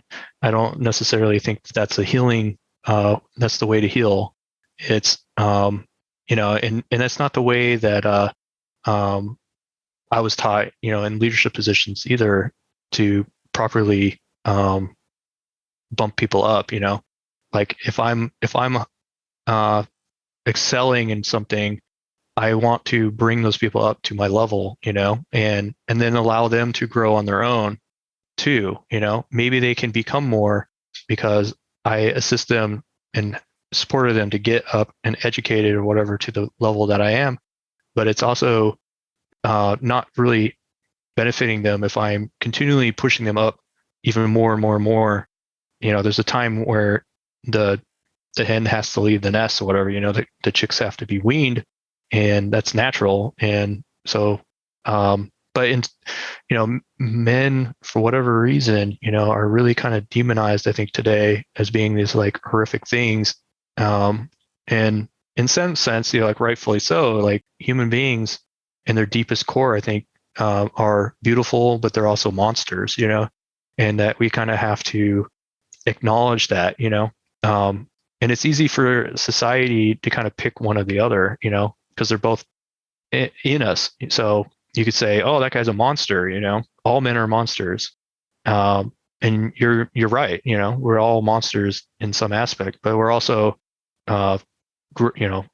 powerful, helpful, leaders and beautiful beings, at the same time. But we don't really, for whatever reason, culture doesn't really focus on that anymore, And so I think what it means to be a man today is to kind of bear that weight as society kind of figures out the place of men, and kind of wait for it to normalize maybe a little bit as we go through these changes. And that means, standing up for what's right, speaking truth when you can. I'll just reference Jordan Peterson's book and people can read that. But, in relationships to, men in I'll try to manipulate this somehow into dreams. Like when I talk to people about their dreams, I find a commonality with a lot of women where they're looking towards some type of leader into exploring these realms in a way. And there's generalizations in both sexes, and I think generalization for women is that they oftentimes like to follow versus like lead the way, and they like to follow rules and things like that versus like create the rules. And so women in a lot of these dream groups and stuff like that, they're really looking for somebody that kind of paved the pathway for them, and they want to they want something that they can do too, and contribute through that. And so I think, in the dream community, where I'm interested in, it's like my book is a good example of that. I think it's something that I really took time and effort and energy into to create some type of pathway forward for people that are looking for that. It doesn't necessarily have to be women. It could be like the feminine aspect of the man, right? Or the feminine aspect of the woman, or whatever you call yourself. I don't know, but the goal here is to have something that somebody can go off of and kind of dive down deep into themselves and learn more about themselves. And it's really hard, I think, for people to go out of their way and pave a path, and those people, I think, are celebrated and should be celebrated, right? And to some extent too. So Pathfinders, right? Yeah. Yeah. There's helping people to advance and just being aware of the role that masculinity has, what it should look like, and keeping that in balance with the divine feminine. I think that is that's yeah, I think it's drastically demonized today, especially in some communities, psychedelic communities and stuff like that. Masculinity essentially is made no place there. They don't want a part of it. They essentially worship the feminine as a goddess, and all a good portion of the imagery and the symbols and the culture around that community is associated with women worship, feminine worship. And in doing so, you're emasculating, your masculine side, and also the opposite side to that energy, which is universal, So if you remove that, you're removing part of yourself, And I think a lot of women and men today are losing that part of themselves because they're not recognizing the importance of the masculine side, and in so, we will lose aspects of ourselves that will be hard to get back, I think. Yeah. That's what I'm hoping that what this show will help do is to kind of help highlight the positive aspects of masculinity, and to really give a voice to the people that are still around that understand that way of thinking too, and that it's not toxic. Well, I mean, right? If you think about it, the feminine side of thing is inclusion, right? Everything can be included into one thing. It's like, I want to include, I want to take in, I want to include everything, right? Everything has a place. I want it, right? And in that regard, not seeing truth in things too is sometimes the downside of that, right? So you think everything has a voice, everything can be true. There's nothing that's actually true. I think that's kind of a more feminine trait, where masculine is like, no, this is true. This is fact. You don't need to include everything, and so we're losing in our culture truth through that process, I think. And if you lose truth, then nothing has any type of foundation, and anything could be true, and you lose a grasp on reality, and essentially you dissolve. You can't operate that way.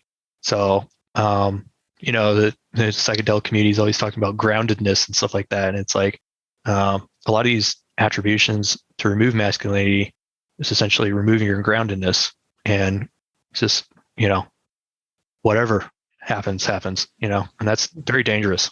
Yeah, it is for sure. Great answer. I like the whole. Yeah, I like it.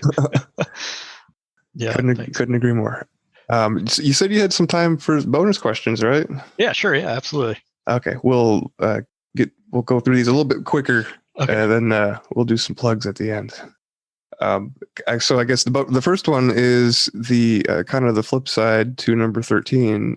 What quality do you most admire in, or I think it's question 12. What quality do you most admire in a woman? Yeah, I think the ability to include people, the ability to feel emotional connection to things, the ability to follow, the ability to listen, the ability to passionately follow things, like have passions. Those are, and also like nurturing,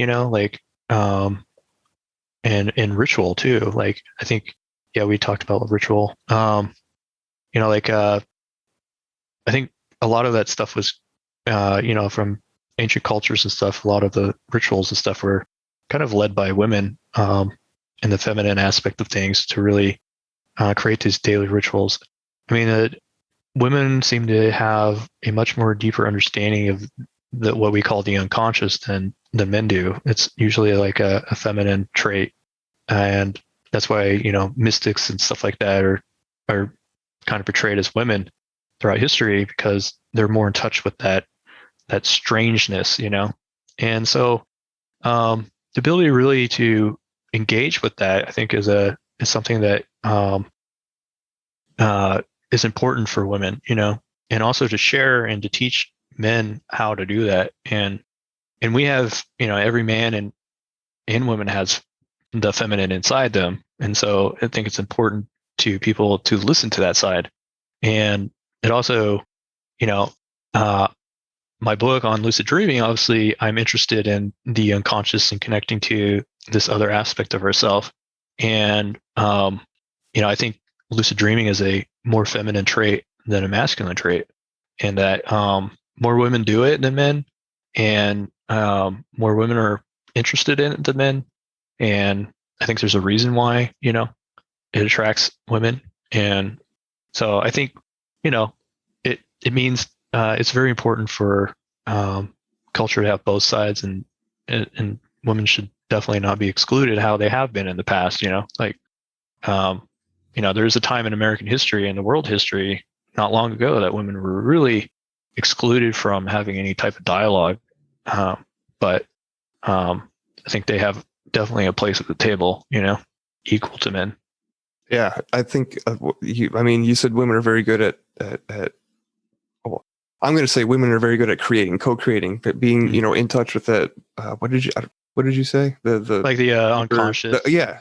And it makes sense because, like, on the 3D level, women create other people. So why would, it makes sense that they would have that. And yeah, this is the flip side to question 9, not the other 2 I listed before. Okay. Just for, I don't want to confuse people if they went back and actually checked. Yeah. I think it's actually as basic, a lot of these things, as, the sexual act too, you have sperm that comes into the woman, it's not the other way around. And so if you kind of take that as an analogy to everything that happens after, you can see that women are very including, they want to take in, they want to create, things like that. And the men want to express their creation, and fertilize the world with their ideas, so on. So I think the very physical experiences that we see through biology can be expressed socially, culturally, biologically, or mentally, spiritually, on and on, because they all reflect each other. So, or mimic each other, I guess, or whatever. So you can use any of those analogies to figure out what really the primary roles of the different sexes are, just based on simple biology, Right. Nature, biology, like there's no lie in nature. That's a Right. phrase that's often repeated. For whatever reason, people just don't believe in that anymore. So, Well, they're not observing. I mean, nobody's going outside and observing. I mean, right. Anyway, bonus round. Yeah. Question number 2. What rule do you have for yourself that you never break, and why do you think that it's important? Oh, well, I don't murder people. It's the 5th commandment. Yeah, that's one I don't break. At least, I guess consciously, I was in the military for a long time, and people could say that I've taken part in some of that stuff. And being American, I think people have taken part in that role too, of, ending people's lives in other countries and stuff. But I think it's necessary in some ways too, but it's unfortunate. But in all seriousness, I think a rule that I try to follow as best I can is, is to truly continually ask questions, why, and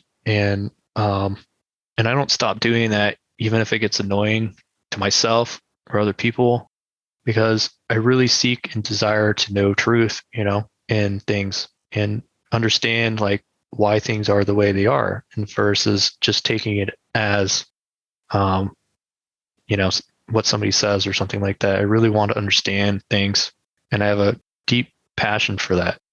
And because I want to know truth, I think, that I know where that I believe that it only leads me back to a universal truth, which I attribute to God. And, but in seeking truth from different angles on different topics, I become to see what, that thing is, that God, in different aspects, different lights.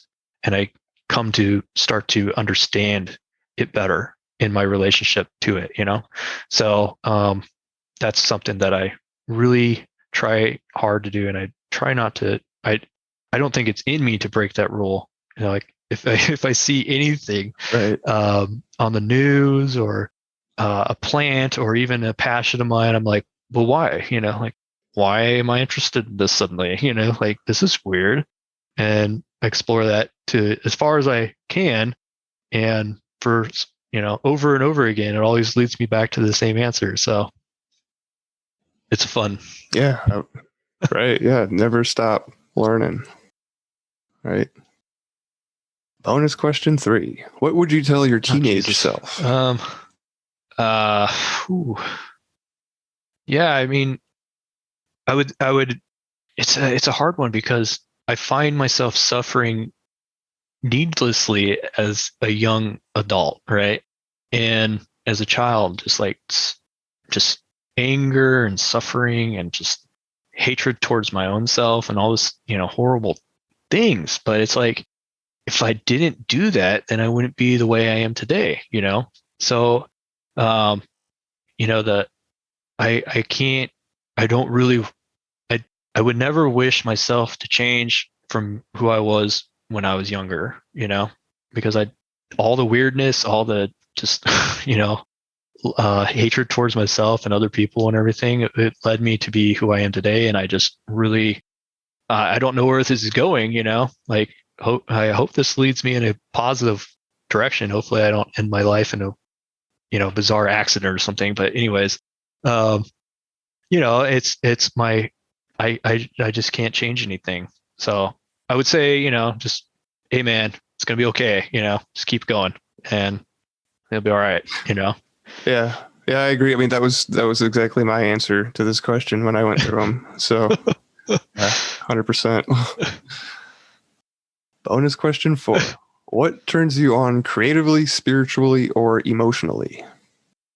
I really have a passion for flying, I guess. Being in the air or experiencing that. So dreams are really cool because of that, and because that I would attribute most of my desires actually to dreaming, and So yeah, that really excites me.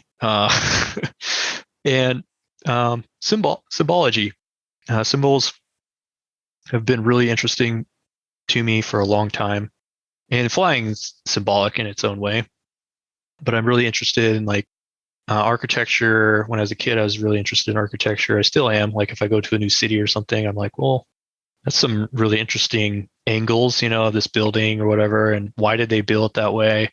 And, again, it leads you to some interesting conclusions, why people build buildings the way they do, things like that. And, but I take a building as symbolic too. And so really a lot of my passions revolve around symbology and understanding what symbols are and how to communicate to them and how they communicate to me.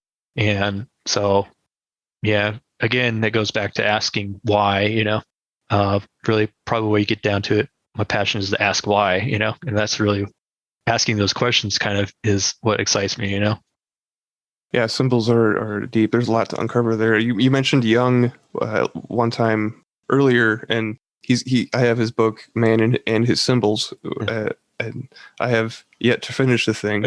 It's so there's a lot to unpack there. Yeah, Jung's interesting in that you may pick up a book of his that is titled one thing, and then you're like, what does this have to do with anything associated with what the title is or this chapter? It's like, what? Like I don't know where you're even talking about anymore.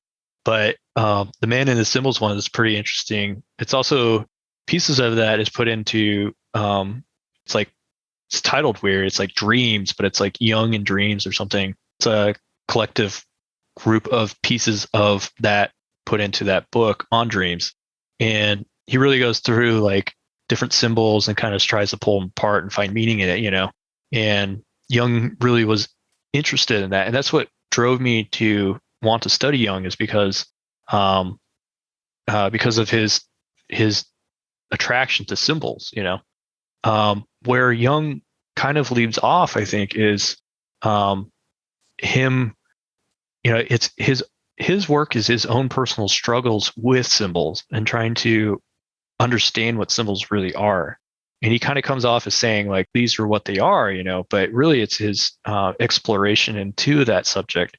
So if you take it as that, then you're actually reading somebody's like personal thoughts and reflections on these things versus like a fact, And through my own personal dive into symbols in conjunction with Jung's work, I've come to realize that symbols are much more than I think Jung stated in his books, and that his exploration into it was kind of like touching those symbols and trying to figure out what they are, like it's like taking your hands and sticking it into water with a pool of different animals in the water, and you close your eyes and you're touching them and you're getting a feel for what they are, some dangerous, some not, but you have a inkling of what it is, but then sometimes, the goal is to hopefully open up all your senses and really get the feeling of what that thing is, And I think Jung's work kind of leaves off with the eyes closed and touching, you're just touching it.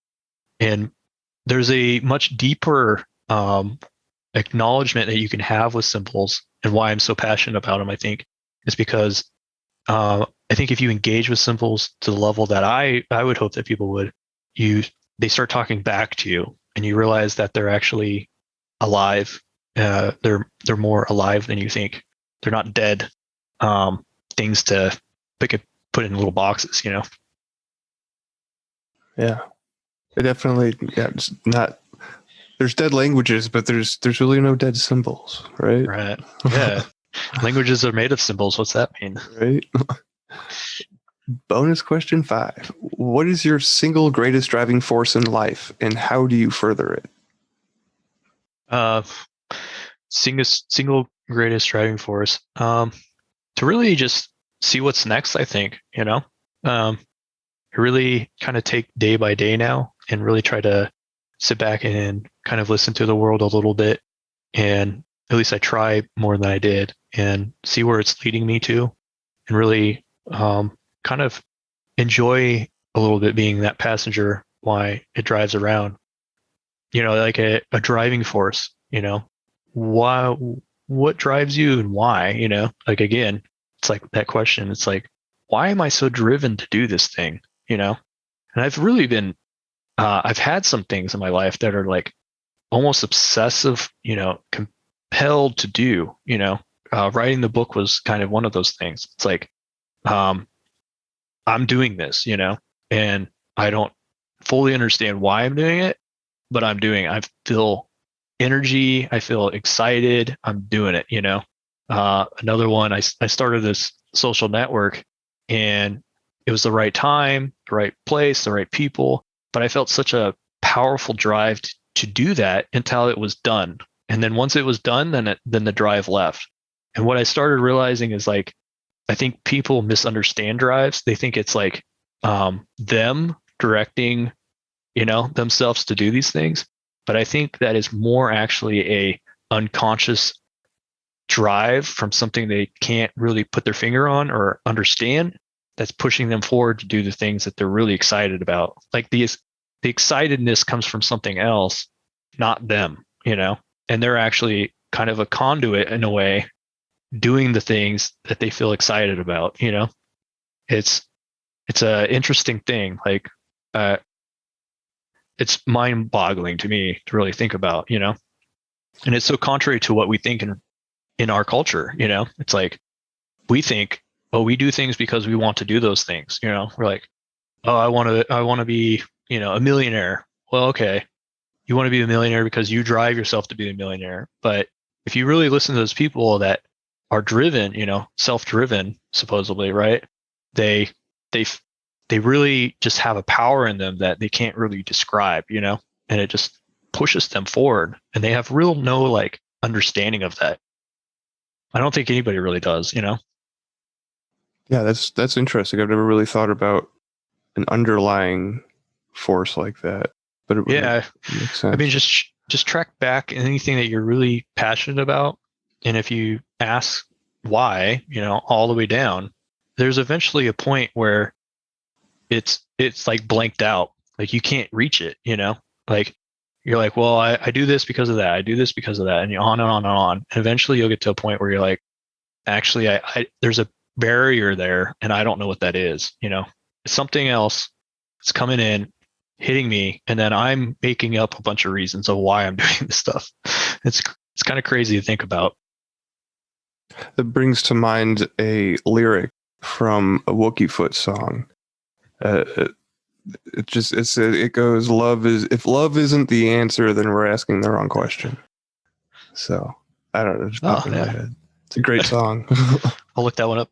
But anyway, yeah, I'll put it. We have a Discord. I'll put it in there. I'll email it to you or something. Yeah, for sure. We're bonus question 6. What do you choose to ignore? What do I choose to ignore? I think I ignore truths often enough. Like, there's things that I know to be true, and I choose to ignore it because I don't want to accept it. It's too much for me to accept. So I actively ignore it so that I don't have to actually confront that thing. One example of this would be consciousness, right? I fully believe, and I have enough personal evidence of this, that consciousness does not reside in the human brain. Like, that we are actually an expression of it, and that's what we call physical reality, is an expression of consciousness projecting into reality. Like, it projects itself, and that's what we call physical reality. The problem of all that is that if you really believe that, then, or you accept that, I guess, then a lot of other things kind of you have to confront too, like, okay, well, what if consciousness is a higher, is a thing, and it also can't be created or destroyed because it always is, then what's that mean, and what does reality mean, and what does all these things that I'm experiencing mean, and so on and so forth. What's the imagination? What is that? Where does that come from? It has to come from consciousness, but what's that? It's like, reality itself starts pulling apart when you start going into these deep questions. You really start fragmenting everything that you thought was real, and it starts falling apart and splintering into a million pieces. And that's terrifying, you know?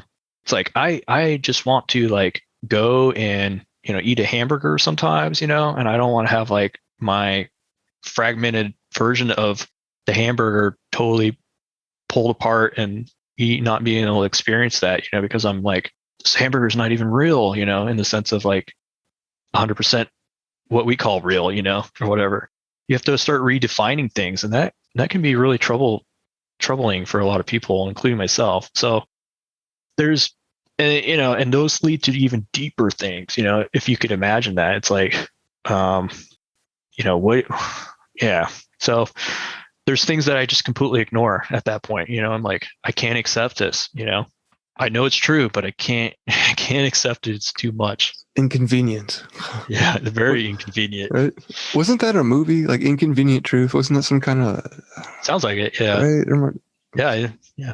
I don't know, but I don't know what it it's sounds about, familiar. Yeah. All right, last bonus question. All right. What do you hope people will say at your funeral? Oh. Well, I hope to live forever. I'm just kidding. I would say if there was one thing, it would be that, you know, I was passionate about whatever I did. You know, I really was passionate, you know. So, you know, Lee followed his dreams, I guess, or something like that, you know. Very telling of my desires in life, dreams, right? So, Right. yeah, I would hope that would be something that people would comment on. Right on. Well, that is the end of the interview. You're out of the hot seat. Sweet. Yeah. How did I guess I do have one more question. How did it feel? Like what was the going through the questions? Any It's feedback? good, man. I think you know, a lot of people don't ask these kind of questions. They're actually questions like this are hard to get, because sometimes when you're asking questions, you realize that another question asked the same question, you know? So it's hard to generate a set of questions that are so diverse and ask such a way that you can kind of actually give somebody a picture of who you are, you know? And I think these questions did a really good job of that, to kind of make me challenged in such a way that it kind of made me vulnerable, you know? And I think the poop story was a good example of that. It's a great story. Don't be ashamed of that. Yeah. You know, I'm okay. I used to be uncomfortable with being challenged, you know, and I still am often, is when people ask me hard questions or challenge me on things that I assume that I know, you know. It's hard to take a seat and be like, wow, maybe I don't know all these things, or maybe I'm not as solid on this idea that I was previously, you know. And that's challenging to do that. And but I think, you know, a lot of my work is associated with things that are very challenging for people to face and understand. Like, dream experiences can be really challenging.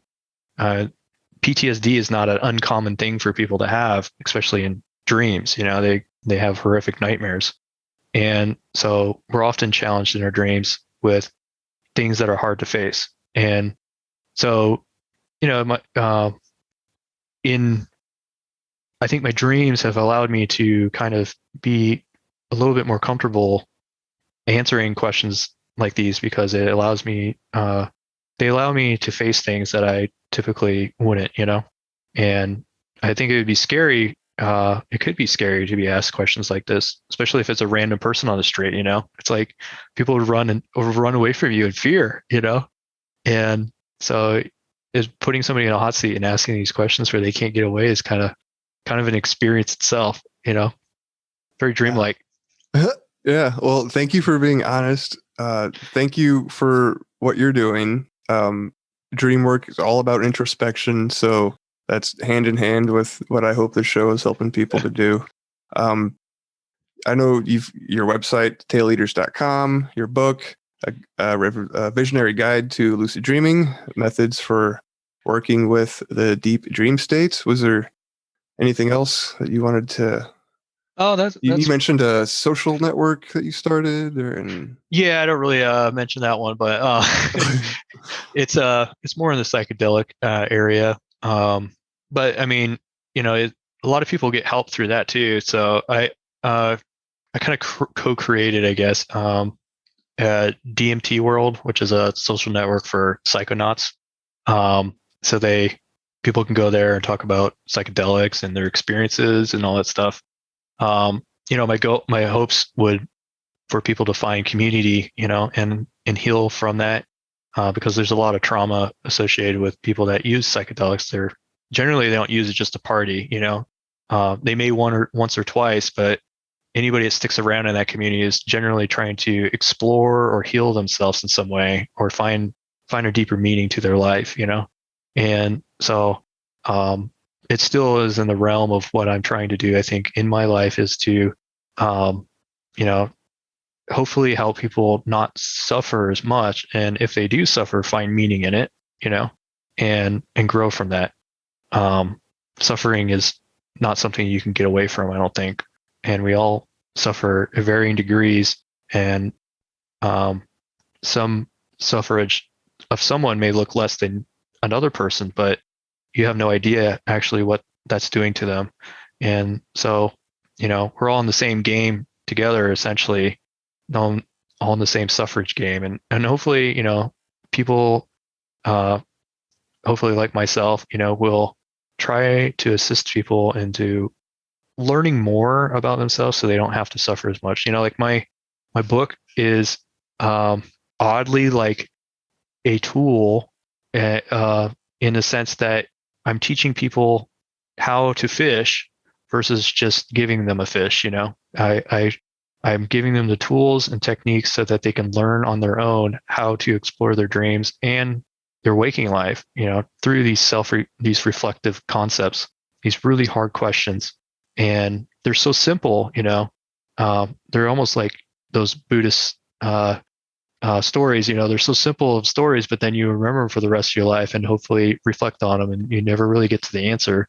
But through through exploring those stories and those questions, you kind of find yourself, And so that was kind of my goal, is to help people, assist them to learn how to interact with themselves, and really heal. So hopefully that does a good job of that. And then I think, DMT World is another aspect of that.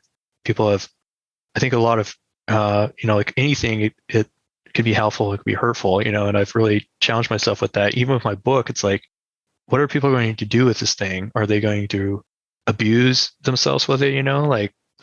Which, it's hard to say that they could do that even, but maybe they would go down a bad path using the techniques of my book, and tragically.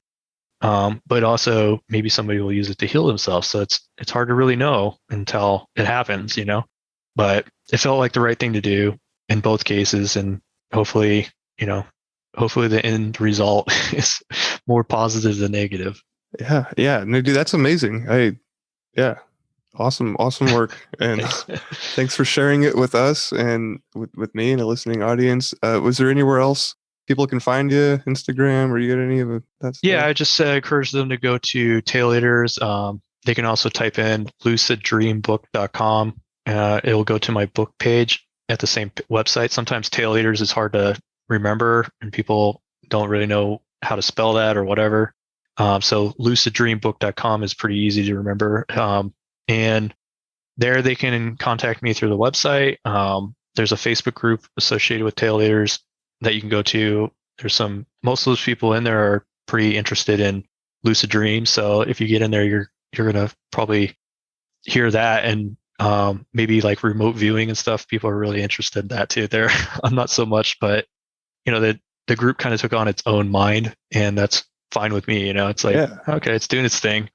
And so they can go there, and they can, reach, I post in there often. They can private message me on Facebook, or they can contact me through a website and email and stuff. And if anybody, doesn't have the funds to get my book and they really desire to read it and they can't afford it, then they can contact me directly, and I'll make sure to find a way to get them a copy so they can do that. That's very, very generous of you. Very generous of you. I hate to see your inbox. Yeah, oddly, no one's really reached out. I Really? say it every time too. I try to say it, and I'm very I give books away for saying thanks. I'm like, hey man, you helped me out. Here's a signed copy. Like hopefully this helps you in the way you help me. And sometimes it's very minor things on their end. I think they think, but I'm really grateful. So I send them copies. But no one's ever emailed me saying, hey man, I can't afford your book. So, right. Well, actually, one person did, I think, but anyways, right. I was more than happy to give it to them. So, right. Yeah. Well, there you have it, listener. Check out the book, purchase it if you can. Definitely. There's some support Lee's way, and yeah, I think that does it. Sounds good, man. Thanks, Ben. Jag wanna ha word jag wanna ha word jag wanna ha word jag wanna ha word jag wanna ha word jag wanna ha word jag wanna ha word jag wanna ha word jag wanna ha word jag wanna ha word jag wanna ha word I wanna hold one night, yo. Why is one man rich and another man poor? Why we ain't satisfied? Why we gotta have more? Why your suicide rates on the rest so high? Why I tell you the truth but you say don't lie? Why is being a good father at an all-time low? Why is it acceptable, yo? Why I don't know. Why she blame him and he blame her? It's useless. Ask yourself this question: why you making excuses? Why do parents gotta bury their kids? Why we text and drive, not caring how scary it is? Why it's so hard to forgive and leave the past behind? And if you did, then that's divine. Why don't you help your brother when you see him fall? Why do we act like God don't see it all? Why do we call them black, them white, them Asians, and use labels? Now that's racism. I don't wanna hold one night. Why? I don't wanna hold one night, yo. Why? I don't wanna hold one night. Why? I don't wanna hold one night, yo. Why? I don't wanna hold one night. Why? I don't wanna hold one night, yo. Why? I don't wanna hold one night. Why? I don't wanna hold one night, yo. Why is there innocent people locked up for life, while some people can't say nothing nice? Why do we always gotta question what all of it means? And why won't you follow your dreams? Tell me why. The night when you took my dad, why'd you let me see my grandpa cry? And tell me why. And why do you choose to hide, even though you was born to fly? And tell me why. And why don't we turn from all the hate? And why don't we learn from all mistakes? Why do I keep on wrecking these fat beats? And teachers don't make more than professional athletes? And why? And why? And why? And why? And why? And why? I don't wanna hold one night. I don't wanna hold one night, yo. Why? I don't wanna hold one night. I don't wanna hold one night, yo. Why? I don't wanna hold one night. I don't wanna hold one night, yo. Why? I don't wanna hold one night. I don't wanna hold one night, yo. Why?